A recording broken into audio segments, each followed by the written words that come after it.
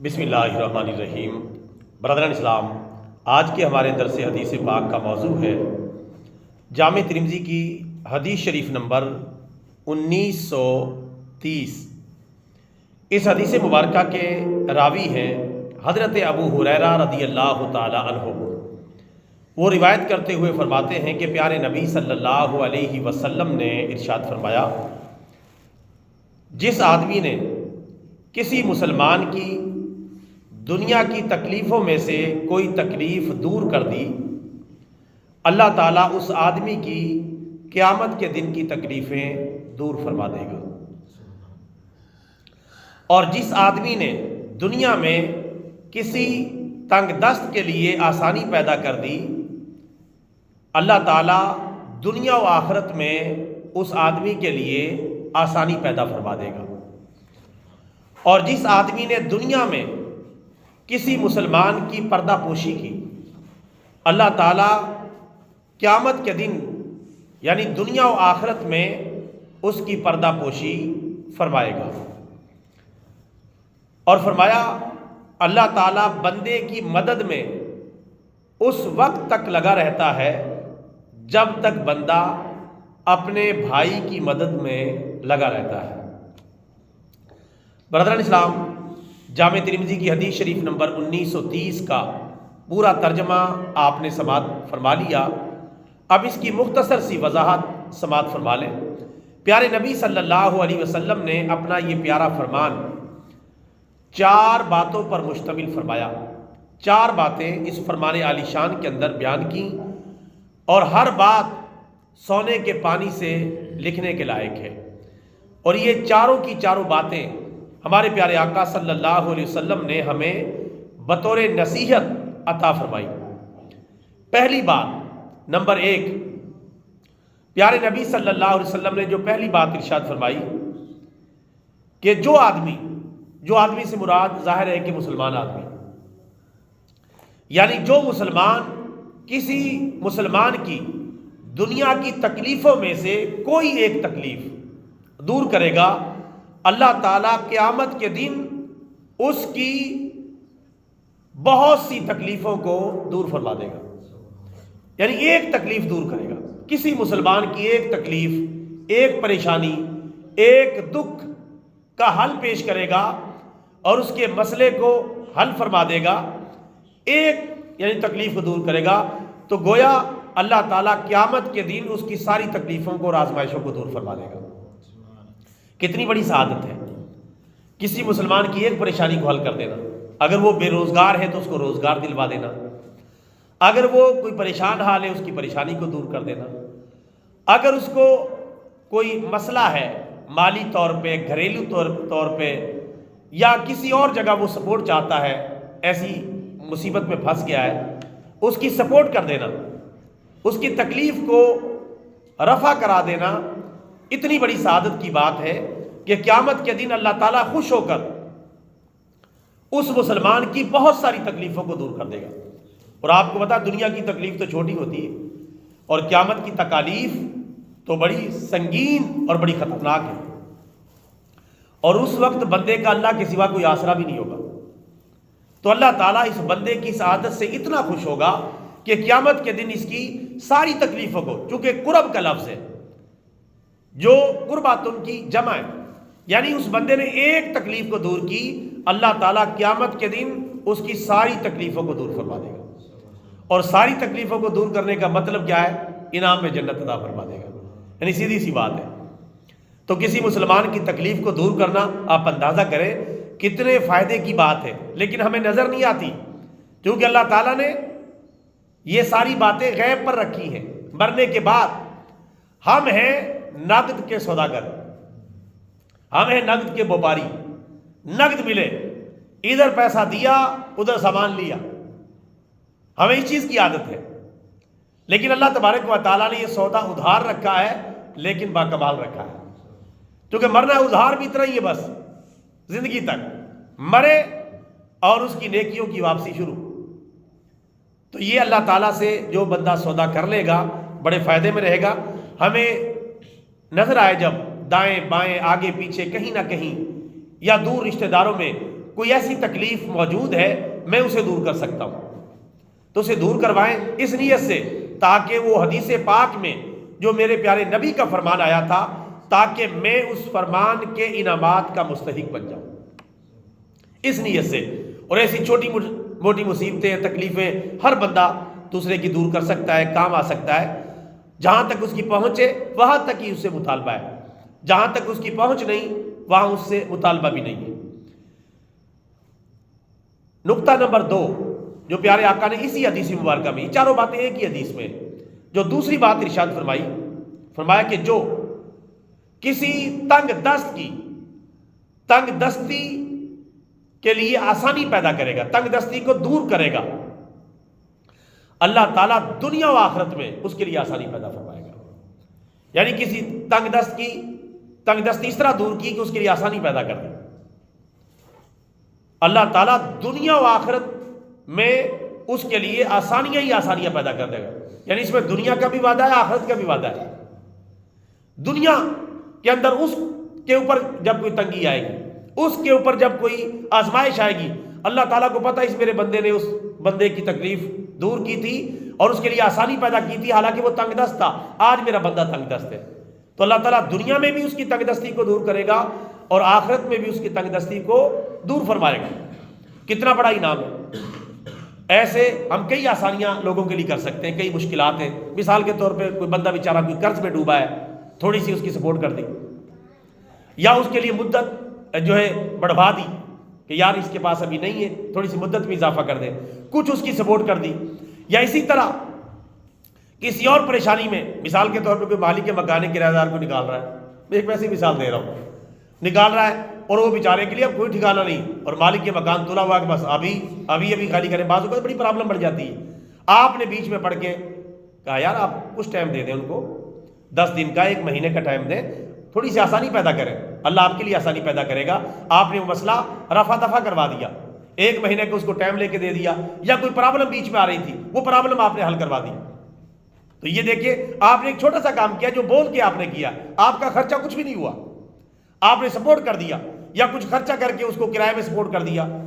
میں ایک مثال دے رہا ہوں، اس طرح کی سینکڑوں آسانیاں ہیں جو ہم دوسرے کے لیے کر سکتے ہیں، دوسرے کے لیے بول کے کر سکتے ہیں۔ کہیں جگہ ہو سکتا ہے کوئی مالی سپورٹ کرنی پڑے، ورنہ اکثر ہم آسانیاں تو بول کر ہی پیدا کروا سکتے ہیں، کیونکہ ہماری کئی جگہ جان پہچان ہوتی ہے، ہم بولے تو وہ مسئلہ حل ہو سکتا ہے، نہ بولے تو وہ مسئلہ وہیں کا وہیں رہے گا۔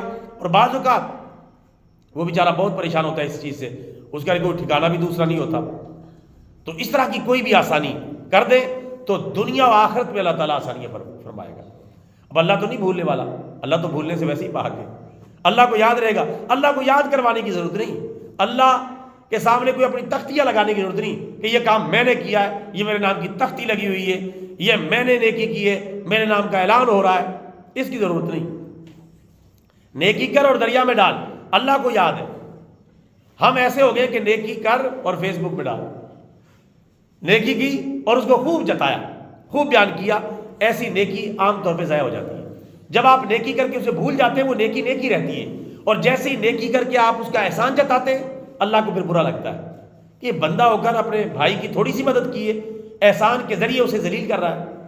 اللہ نے قرآن پاک میں کئی جگہ منع کیا ہے کہ نیکی کے بعد احسان نہ جتایا کرو، نیکی کر کے بھول جائیں لوگ۔ اللہ معاف فرمائے، نیکی بھی ہم میں سے کئی بندے ایسے اس لیے کرتے کہ یہ بندہ میرے فلاں جگہ کام آئے گا، کچھ نیکی کر لیں، اس نیت سے نہیں، کام آ جائے ٹھیک ہے، نہیں آئے تو کوئی بات نہیں، اللہ کی رضا کے لیے نیکی کریں۔ تیسری بات، پیارے آقا صلی اللہ علیہ وسلم نے فرمایا کہ جو دنیا میں کسی مسلمان کی پردہ پوشی کرے گا، اس کے عیب کو چھپائے گا، اس پہ پردہ ڈالے گا، تو اللہ تعالیٰ دنیا و آخرت میں اس کے عیبوں پہ پردہ ڈالے گا۔ اس میں بھی دنیا کے لفظ ہے، پھر دنیا والآخرہ دونوں الفاظ ہیں، تو دنیا میں بھی اللہ تبارک و تعالیٰ اس کی پردہ پوشی کرے۔ کون بندہ جو عیبوں سے پاک ہے؟ کون بندہ ہے جس کے اندر عیب نہیں، کمزوریاں نہیں، کوئی ایسی باتیں نہیں کہ جو قابل گرفت ہے؟ کوئی بھی معصوم نہیں ہے، معصوم تو صرف اللہ کے نبی ہوتے یا اللہ کے فرشتے ہوتے ہیں، باقی کوئی معصوم نہیں۔ بچوں کو بھی ویسی معصوم کہہ دیا جاتا ہے۔ معصوم صرف کسے کہنا چاہیے؟ اللہ کے نبیوں کو اور اللہ کے فرشتوں کو، وہ اصل معصوم ہے، اس کے علاوہ کوئی بھی معصوم نہیں۔ ہر ایک سے غلطی ہو سکتی ہے، ہر ایک سے جو ہے لغزش ہو سکتی ہے، تو کسی کی لغزش اور عیب کو اچھالنا، سب کو بتانا کہ یہ بندہ ایسا ہے، یہ بندہ ویسا ہے، یا خاتون ہے تو یہ ایسی ہے یا ویسی ہے، تو پردہ ڈالنے کی بجائے بتانا، تشکر کرنا، اسے بدنام کرنا، حالانکہ حقیقت بھی چاہے کچھ بھی نہ ہو۔ ادھر سے بات سنی، شیطان نے ایک جگہ تیلی لگائی اور اس نے آگے بڑھا کے اس تیلی سے بھانپڑ مچا دی۔ ایسے ہی ہو رہا بہت ساری باتیں، اکثر جھوٹ ہوتا ہے دوسرے کے بارے میں، نہ کوئی لینا نہ دینا نہ کوئی تعلق، اسی طرح بیٹھے بٹھائے کسی مجلس میں بیٹھ کے لوگوں کے عیب اچھال رہے ہیں، اس کی غیبت کر رہے ہیں، چغلی کر رہے ہیں، بتا رہے ہیں، اور جو دوسروں کے عیب چھپاتا نہیں بلکہ پردہ دری کرتا ہے، پھر اللہ تعالیٰ اس کے پردے بھی کھول دیتا ہے، اس کی حقیقت بھی دنیا میں لازمی اللہ تعالیٰ واضح کرتا ہے۔ اللہ کو بڑا برا لگتا ہے کہ میرا بندہ اپنے دوسرے بھائی کی پردہ پوشی نہیں کر رہا، یہ مجھ سے کیا توقع رکھے گا؟ اور اللہ تعالیٰ نے دنیا اور آخرت میں سارے عیب کھول کے رکھ دیے، پھر کدھر جائیں گے؟ ایسے عیب جن کو اللہ ہی جانتا ہے، ہم میں سے ہر بندے کے اندر ایسے عیب موجود ہوں گے جس کو اللہ ہی جانتا ہے اور کوئی بھی نہیں جانتا، اس بندے کے اندر ہر ایک کے اندر ایسے عیب موجود ہوتے ہیں۔ تو اللہ تعالیٰ کیا وعدہ کر رہا ہے سبحان اللہ، کہ جس نے کسی مسلمان کی پردہ پوشی کی، اللہ تعالیٰ دنیا و آخرت میں اس کی پردہ پوشی کرے گا اور اس کے عیبوں کو چھپائے گا۔ تو دنیا میں اللہ ہمارے عیبوں کو چھپا لے اور آخرت میں عیبوں کو چھپا لے، اور عیب بتائے بغیر انہیں بخت کے جنت میں پہنچا دے، پردے بھی سارا کام ہو جائے، تو کتنی بڑی سعادت کی بات ہے۔ تو لہٰذا کسی کے پردے کے پیچھے نہ پڑ جائے، کسی کی عزت کے در پہ نہ ہو جائے کہ میں نے اس کو سبق سکھا کے چھوڑنا ہے، اس کو میں نے بے عزت کر کے چھوڑنا ہے۔ عزت ذلت کس کے پاس ہے؟ اللہ کے پاس ہے۔ اللہ نے قرآن پاک میں فرمایا وَلِلَّهِ الْعِزَّةُ، عزت صرف اللہ کے لیے، رسول اللہ کے لیے اور مسلمانوں کے لیے، اور ساری عزتوں کا مالک کون ہے؟ اللہ۔ وَتُعِزُّ مَن تَشَاءُ وَتُذِلُّ مَن تَشَاءُ بِيَدِكَ الْخَيْرُ إِنَّكَ عَلَىٰ كُلِّ شَيْءٍ قَدِيرٌ۔ عزت دینے والا بھی وہی ہے، ذلت دینے والا بھی وہی ہے۔ ساری دنیا کسی کی عزت کرنے میں لگ جائے، اللہ نہ چاہے تو نہیں ہو سکتا۔ ساری دنیا کسی کو ذلیل کرنے میں لگ جائے، اللہ نہ چاہے اس پہ ذلت نہیں آ سکتی۔ یہ اللہ تعالیٰ کے پاس اختیار ہے۔ اللہ تعالیٰ ہمیں عقل سلیم عطا فرمائے اور دوسروں کی پردہ پوشی کرنے کی توفیق عطا فرمائے۔ اگر ہماری کوئی پردہ پوشی نہ کرے ہمیں کتنا برا لگے گا، غصہ آئے گا، اس نے مجھ سے پوچھے بغیر یہ بات کیوں کی؟ تو جس طرح ہمیں غصہ آتا ہے اسے بھی تو غصہ آتا ہے، اس کی بھی تو عزت نفس ہے۔ نمبر 4، پیارے آقا صلی اللہ علیہ وسلم نے فرمایا کہ اللہ تعالیٰ اس بندے کے کاموں میں لگا رہتا ہے، اس کی مدد میں لگا رہتا ہے جو بندہ اپنے بھائی کی مدد میں لگا رہتا ہے۔ یعنی کوئی مسلمان دوسرے بھائی کی مدد اور سپورٹ پہ لگا رہے، اللہ پھر اس کی سپورٹ پہ لگا رہتا ہے۔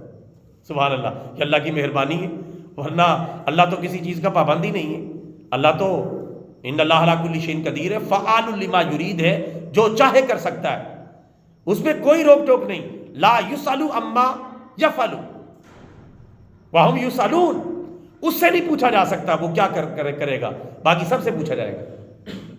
اللہ تو اتنی عظیم ذات ہے، لیکن پھر بھی پیارے آقا صلی اللہ علیہ وسلم نے اللہ کی عادت مبارکہ کیا بیان کی کہ اللہ تعالیٰ اس بندے کی مدد میں لگا رہتا ہے جو بندہ اپنے بھائی کی مدد میں لگا رہتا ہے۔ کتنا پیار ہے اللہ تعالیٰ کو مسلمانوں کے ایک دوسرے کو سپورٹ کرنے سے، ایک دوسرے کی مدد کرنے سے۔ یہ جملہ عام ہے کہ کسی مسلمان کی کیا مدد کرنی ہے، وہ عام ہے، کوئی بھی مدد، کسی قسم کی مدد۔ یہ بھی مدد ہے، ایک بندہ موٹر سائیکل پہ جاتا ہے فیکٹری میں، ساتھ میں کسی کو بٹھا لیتا ہے، فری میں بٹھا لیتا ہے، یا کوئی اس کے ساتھ کوئی نہ کچھ سپورٹ کر دیتا ہے کہ یار میں نے جانا ہی ہے، آپ ہی میرے ساتھ بیٹھ جا کر۔ اب یہ نیکی تو چھوٹی سی ہے لیکن اللہ کی نظر میں بہت بڑی ہے۔ اسی طرح کوئی اور مسئلہ ہے، کسی نہ کسی طرح آتے جاتے کسی مسئلے میں، مثلا کسی کی تنخواہ پھنس گئی، اس کی تنخواہ اس نے جاری کروا دی، یا کوئی اس کے ساتھ زیادتی اور ظلم ہو رہا تھا، اس میں اس کی حمایت کر دی۔ کوئی بھی چھوٹی سے چھوٹی اور بڑی سے بڑی مدد اس میں شامل ہے۔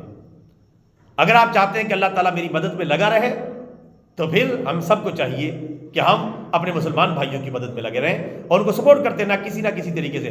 اور کوئی بندہ یہ نہیں کہہ سکتا میں تو کسی کی مدد کرنے کے بھی قابل نہیں، ایسا نہیں کہہ سکتا۔ یار کچھ نہ کچھ تو سپورٹ بندہ کر ہی سکتا ہے، کسی کو پانی پکڑا دے، کوئی کا بندہ کام لگا اس کو پانی بھی پکڑا دیا، کسی کو ٹھنڈا پانی پلا دیا، اور آج کل تو سردیاں آ گئی ہیں، ٹھنڈا پانی تو نہ تو کہوا کو چائے پوچھ لی پلا دی، یار بیچارہ ورک کرے، آؤ، کوئی کھانا کھلا دیا کسی کو، کوئی بھی یعنی سپورٹ۔ تو یہ 4 باتیں پیارے آقا صلی اللہ علیہ وسلم نے ارشاد فرمائی ہیں. اللہ تعالیٰ سے دعا ہے اللہ تعالیٰ ان 4 باتوں پر ہمیں عمل کرنے کی توفیق اور ہمت عطا فرمائے. آمین. وما علینا الا البلاغ المبین. بسم اللہ الرحمن الرحیم. الحمدللہ رب العالمین والعاقبۃ للمتقین والصلاۃ والسلام علی سید الانبیاء والمرسلین. اللہم ربنا ظلمنا انفسنا وان لم تغفر لنا وترحمنا لنکونن من الخاسرین. ربنا آتنا فی الدنیا حسنہ وفی الآخرۃ حسنہ وقنا عذاب النار. اللہم ارنا الحق حقا وارزقنا اتباعہ. اللہم ارنا الباطل باطلا وارزقنا اجتنابہ. اللہم اید الاسلام والمسلمین. اللہم اعز الاسلام والمسلمین. اللہم انصر اخواننا المظلومین والمجاہدین فی غزہ و فلسطین وفی کل مکان. وصلی اللہ تعالی علی خیر خلقہ سیدنا و مولانا محمد وعلی آلہ وصحبہ.